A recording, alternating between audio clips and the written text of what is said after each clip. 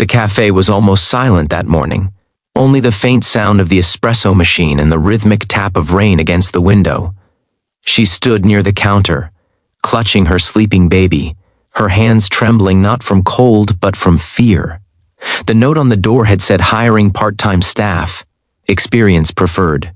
It was her last chance that week, her last chance to keep a roof over their heads. The manager hadn't even looked up when he muttered, "We're full. Try somewhere else." She whispered, "Please, sir, I can do anything. Clean tables, serve coffee, anything. I just need a few hours a day." But when the baby let out a small cry, the manager's face hardened. "Ma'am, we can't have babies here. This is a business, not a daycare." Her eyes filled before she could stop them. "I'm sorry, I didn't have anyone to watch him." She turned to leave, heartbreaking, when a voice from the corner stopped her, calm, deep, and steady. "Excuse me," the man said, closing his notebook. "I think she deserves a chance.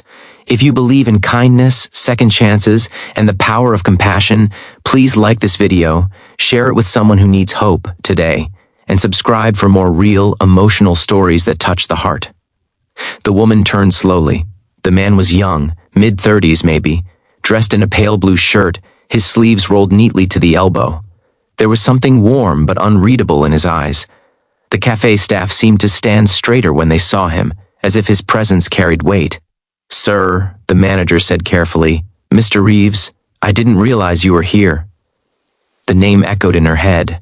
Reeves. She had seen that name before, on the glass tower across town that people called the Reeves Building, the billionaire philanthropist, the one who had started from nothing. He stood up, slipped his pen into his pocket, and said, "Every time I drink coffee here, I see you hiring people who don't need the job, but not those who truly do." He turned to her gently. "What's your name?" "Anna," she said, shifting her baby nervously. "Anna Wells." He nodded. "And your son?" "Eli," she whispered. Reeves smiled faintly. "Nice name." "Tell you what, Anna, you can start right now. I'll cover your first month's pay." The manager stammered. "But sir, we don't have a position." Reeves interrupted softly, "Then create one." He turned back to his table, sat down, and opened his notebook again. "And bring me a cappuccino. Decaf." That was how Anna's first day began. She worked hard, harder than anyone else there. She cleaned tables between feeding Eli, wiped down counters, learned the register by memory, and stayed long after closing to sweep the floors. The other employees whispered, behind her back, calling her the charity case. But Reeves didn't seem to hear them. Every morning, he came in, sat by the window, ordered coffee, and worked quietly on his laptop. Sometimes he'd watch her, not out of curiosity, but with a quiet sort of understanding. Days turned to weeks. Anna's confidence slowly bloomed. She learned to smile again. Eli began to gurgle happily whenever she sang to him in the corner booth after her shift. The customers started noticing her kindness, how she'd remember their favorite drinks, how she'd listen when someone just needed to talk. But one rainy evening, everything almost fell apart. The cafe was half empty, and Eli was restless. He began crying louder than usual, and no matter how hard Anna tried, he wouldn't calm down. A customer sighed impatiently, another rolled her eyes, and the manager whispered harshly, "Take him outside, Anna. You're scaring away customers." Tears filled her eyes. She hurried out into the rain, standing under the narrow awning, rocking Eli and whispering lullabies through chattering teeth. The rain soaked her hair and shoulders, but she didn't care. Through the fogged window, she didn't see Reeves standing up, closing his laptop and walking straight toward the door. He stopped in front of her, his umbrella shielding her and the baby from the downpour. "You shouldn't be out here," he said gently. "I'm sorry," she whispered. "I didn't mean to cause trouble. He's just teething." He looked at her for a long moment, then said something that made her blink in disbelief. "Come inside. I've got something to show you." He led her back into the cafe. The other staff fell silent. Reeves walked straight to the corner and pointed, and there, being assembled by a delivery crew, was something unexpected, a small elegant crib beside his usual table. He said quietly, "Now your son has a place to rest while his mother works." The room went silent. Even the sound of rain seemed to fade.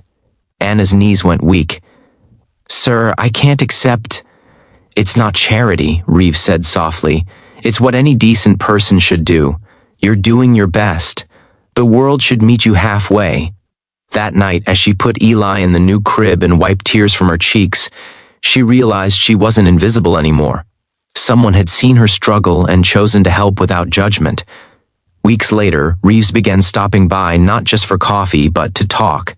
He'd ask about Eli, about her dreams, about what she wanted beyond survival. At first, she didn't know how to answer. She hadn't dreamed in years, but slowly she began to remember. She had once wanted to open a bakery of her own before life had fallen apart. Her husband had left when Eli was 3 months old. She'd been evicted soon after. The cafe job had been her only lifeline. One morning, Reeves asked her, "What would you name your bakery?" She laughed softly. "If I ever had one, maybe Eli's table, somewhere warm where people feel safe." He smiled. That's a beautiful name. She didn't know that he'd written those words down in his notebook. 3 months passed. The cafe staff had changed their attitude toward her completely. Even customers adored her. The place began to attract more business just because people liked being served by the woman with the baby and the brightest smile. Then one morning, the manager called her into the back office. His tone was tense. "Anna, I'm afraid we'll have to let you go. The company is changing hands. The new owner might not—" The door opened, and Reeves walked in. "That won't be a problem," he said calmly. "I'm the new owner." The manager's mouth fell open. Anna stood frozen, unsure whether to cry or laugh. Reeves smiled at her gently. "I bought the cafe, but not to close it, to expand it, and I want you to run it." "Run it?" she repeated, her voice trembling. "Yes, you know every corner of this place. You've turned it into something special. You have the heart that makes people come back. I want you to be the manager, or rather," he paused, eyes warm, "the owner. I'd like to transfer this cafe to you under a special partnership. Consider it an investment in kindness." Anna covered her mouth, tears streaming freely now. "Why me?" she whispered.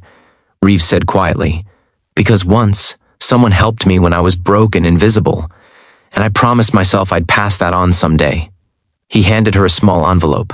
Inside was a document, official and stamped, with her name listed beside his as co-owner. "Anna," he said softly, "you've proven that strength isn't about never falling.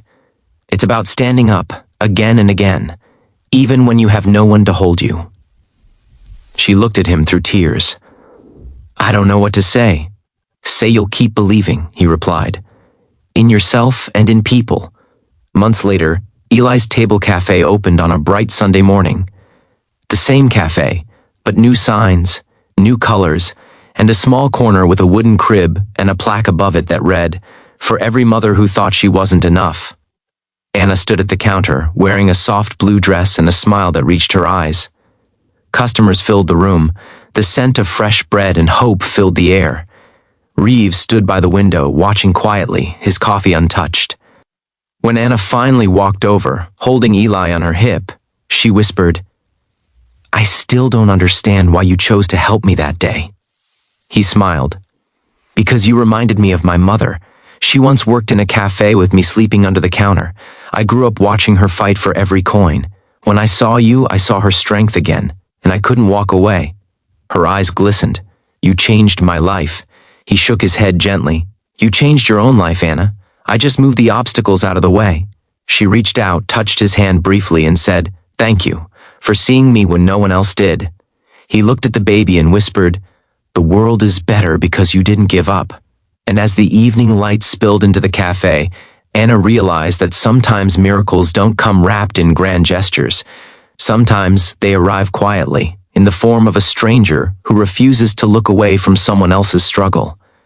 The billionaire had ordered a crib instead of coffee, and that single act of kindness had changed not just her fate, but her belief in humanity itself. Because kindness, when shared, has a way of circling back, stronger, warmer, and everlasting. If this story touched your heart, please don't scroll away. Like the video, share it with someone who needs a reminder that good people still exist, and subscribe for more real, emotional stories every week. Before you go, comment below, Kindness changes everything. Let's fill this space with hope.